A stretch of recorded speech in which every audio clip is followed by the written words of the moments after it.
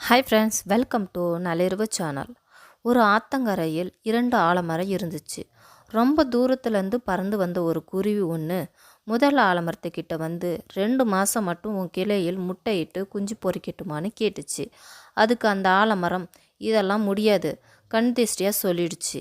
சரின்னு அடுத்த மரம் ஆலமரத்துக்கிட்ட போச்சு. அந்த குருவி இடந்தானே, தாராளமாக இருந்துக்கொன்னு பெரிய மனசு பண்ணி அந்த ஆலமரம் சொல்லிடுச்சு. ஒரு மாதம்தான், அதுக்குள்ளே வெள்ளம் பெருங்கெடுத்து ஓட ஆரம்பித்தேன். வெள்ளத்தில் தாங்க முடியாமல் முதல் ஆலமரம் அடிச்சுக்கிட்டு ஓட ஆரம்பிச்சிருச்சு. ஆனால் அந்த குருவிக்கு இடம் கொடுத்த 2வது ஆலமரம் நிலையாக நின்றுடுச்சு. ஆலமரத்துக்கு அடுத்தவர்கள் உதவி செய்யாதவனை ஆண்டவனை தண்டிடுச்சு பாத்தியா அப்படின்னு அந்த கிளி சொன்னிச்சு. எல்லா மனுஷங்களை நினைக்கிற மாதிரியே அதுவும் நினச்சிது. ஆனால் வெள்ளத்தில் அடிச்சுக்கிட்டு போகும்போது அது முதல் ஆலமரம் என்ன நினச்சதுன்னு தெரியல. ஒரு மலைக்கு கூட தாங்காது, எனக்கு தெரியும். நீ என்னோடு சேர்ந்த சாக வேண்டாம், உனக்கு இடம் தர மறுத்துட்டேன். ஏ குருவி, நீ எங்கே இருந்தாலும் உன் குடும்பத்தோடு சந்தோஷமாக நல்லா இரு என்று நினைத்து வெள்ளத்தில் போய்விட்டது.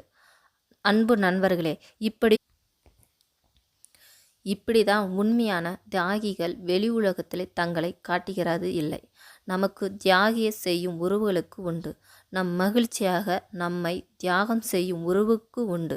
மகன் மகிழ்ச்சியாக தனி கொடுத்தனம் அனுப்புவது பெற்றோர்களுக்கு, மகன் மகிழ்ச்சியாக வாழும் கடன்பட்டவது கூட சீர்சனத்தை செய்யும் பெற்றோர்கள், சகோதரர் கூட தியாகம்தான். சில சமயம் அவர்கள் நம்மை கைவிடும்